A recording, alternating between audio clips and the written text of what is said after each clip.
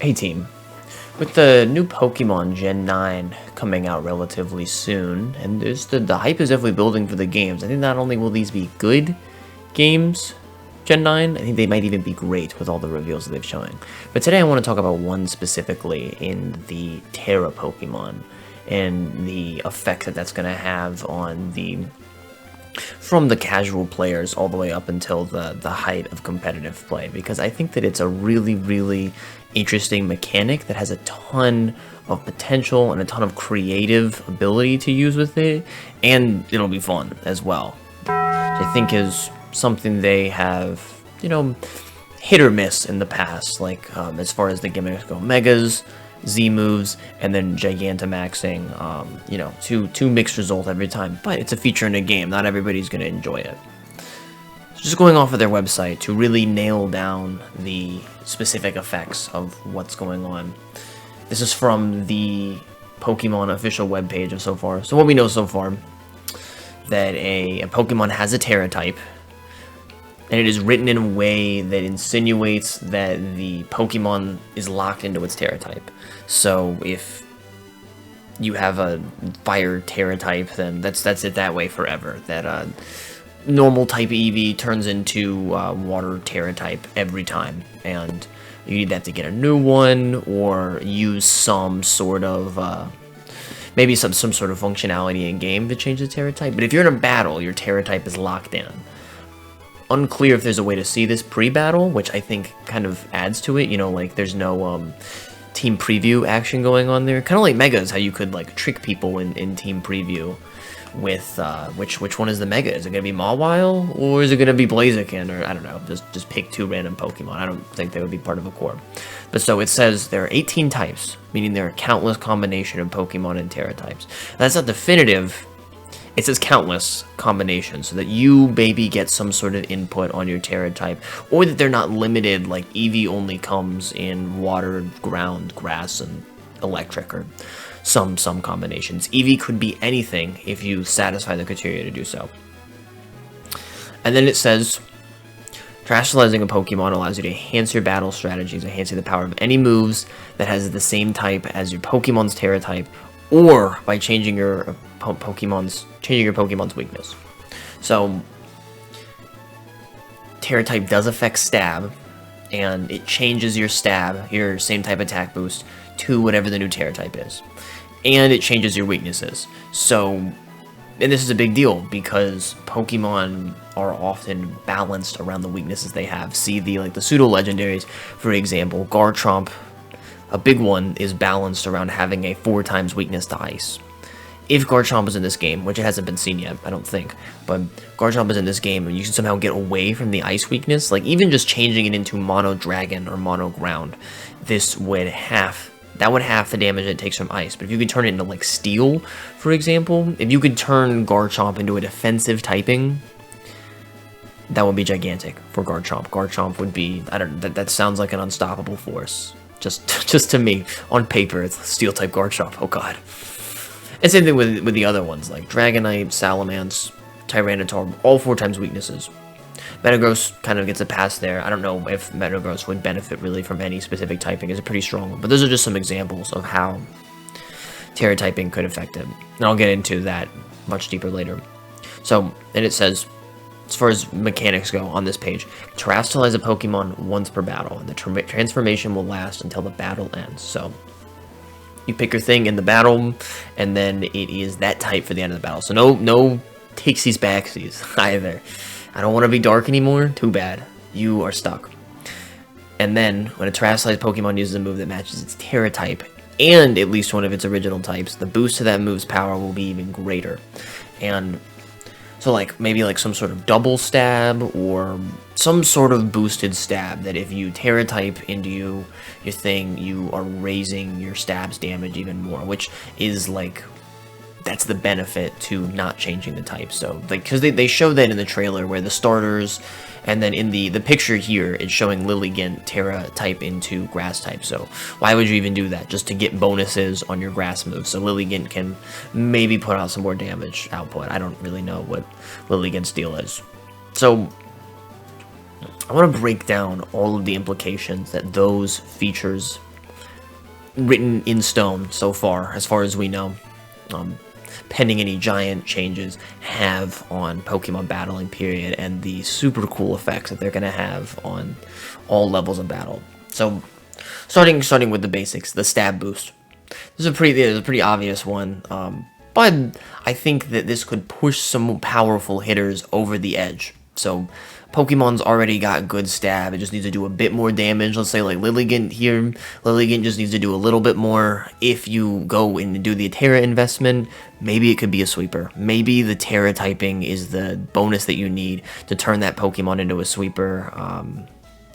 Moves that are like just powerful with no like real secondary effect, I would say, are pretty likely for this. Like any Pokemon that uses like a grass type that's using Seed Bomb, like the whole focus there is just do damage, and if you can, then you do more. So maybe that will help some Pokemon get over the hill that they need, especially like when you're calculating stuff, because that could be the difference between like 95% range and then like 105% range if you do the Tera type. Yeah, so that one's like the obvious on paper one. I still wanted to mention it, just some of the implications that it have. Then coverage, kind of in the same vein.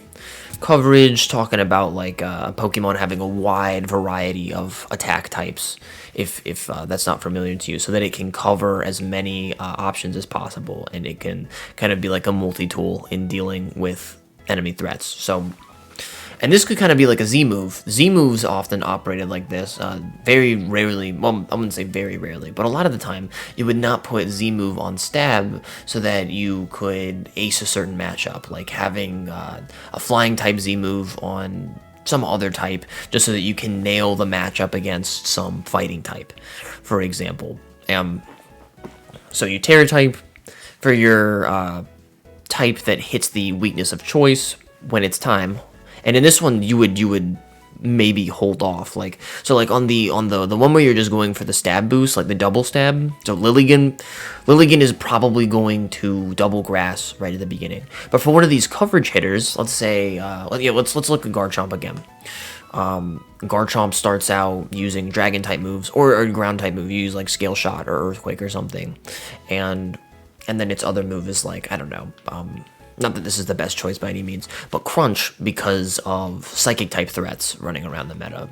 And then when the Psychic type shows, Garchomp switching into Dark type to get the bonus on Crunch to use the Psychic. So I think that this will be a more powerful maneuver because you have that extra tactical bonus where you can start out using your preferred moves, and then only when the target, so to speak, like you're like, I gotcha, I found your Psychic type, then you do the Tera typing. So I think that's going to be a stronger maneuver than just the double. Like, certainly there's going to be some sweepers that rely on doing the original type Tera type double boost, but the coverage ones are really going to let like a tactical player shine through and let you Tera type when you want to in response to certain threats. Okay. And then on the other side of that, defensive typing. So like I said with Garchomp, that's what I'm talking about here. If Garchomp can leave its 4 times ice weakness in the past, then Garchomp's got a great day ahead of Garchomp right there. Because plus you certainly could find a move in that, but if you Tera type just to get rid of weaknesses, like probably Golden, and because you go into a single type, a lot of stronger hitters that still have some bulk behind them could escape weaknesses. One that was shown in the video, and I think is a really, really strong contender for this one, is normal type Tera attacking, or Tera typing as a defensive option, because normal has 1 weakness, it has immunity to Ghost as well, which is not hurting anything, it's got 1 weakness in fighting, and depending on the Pokemon, they're probably, like, they could already be well-equipped to deal with fighting-type moves, but later, like with Garchomp, again, maybe even better than the Steel typing. It loses its Ice weakness, it loses its Dragon weakness, and it goes into just normal type, and the only thing that can hit it is fighting-type moves. And because of the way that, like, the move pools are, it's like, there's usually like a move for each type, but this adds an even extra layer to that. Like, oh, so like Ice Beam, that's my Garchomp dealer, usually, but it's been pretty popular lately for Garchomp to change into normal type, so do I need to, like hold Focus Blast, too, or something? It's just another layer of strategic gameplay, and, you know, ways to mind games your opponent, because, like I said, you could do any Tera typing, and, you know, so, like, I have to imagine that the like minute details of the meta will be shifting like pretty much every minute, because as soon as one thing comes, like they're like, okay, so this is the team that you run with. It's like, I'm just gonna run a counter to that. They are running ice moves for Garchomp, so I switch to steel. People start doing steel. They're starting to run fire type moves for Garchomp and trying to predict the steel type Tera. Okay, so that gets settled, and then they're doing the fire. Okay, I'm gonna start running water type Garchomp because that resists both ice and fire, and it just, the circle just keeps going. The sky is the limit for metagame shifts here and creative strategy for that reason, because you can just keep defying the meta. I'm gonna keep doing this switch. I'm gonna switch off of that. I'm gonna keep switching off of that. I think that a lot of Pokemon that don't usually get a chance to shine will get a chance because of this, because they can leave the trappings of their typing. And there are a lot of weaker Pokemon. I feel like Garchomp maybe is even a bad example here because of just how strong and fast it is. But like the new Avalugg, for example, comes to mind. It's a rock ice type, and it's slow, and it's pathetic. Let's be real. It's pretty cool looking. It's got like the big triangle on its face. That is pathetic typing. 4 times steel weakness, 4 times fighting weakness. If it could just escape even into mono rock or mono ice, it's already in better shape. But if it could like escape into mono steel, mono normal, mono psychic, really any type would be a godsend. Even if it didn't even have Tera moves for that type, it would help so much. And it could turn like a bulky body that is ultimately weakened by its typing into a much stronger defensive force. And that's another thing that I think we'll be seeing all over the place. Then, looking more at team building now, that's kind of like I'd say the rub for like individual Pokemon and strategy. Looking at team building, haven't seen much regarding it, at least off the top of my head, but like cores, like a weather team. More creative design could be put into weather teams, especially the weathers that boost certain types and limit certain other types, because you could slot essentially any Pokemon onto a rain team where it's like, well, this Pokemon like has some general synergies with them, but damn, I wish I could like turn it into a water type at will and give it a like a super boost water move in the rain.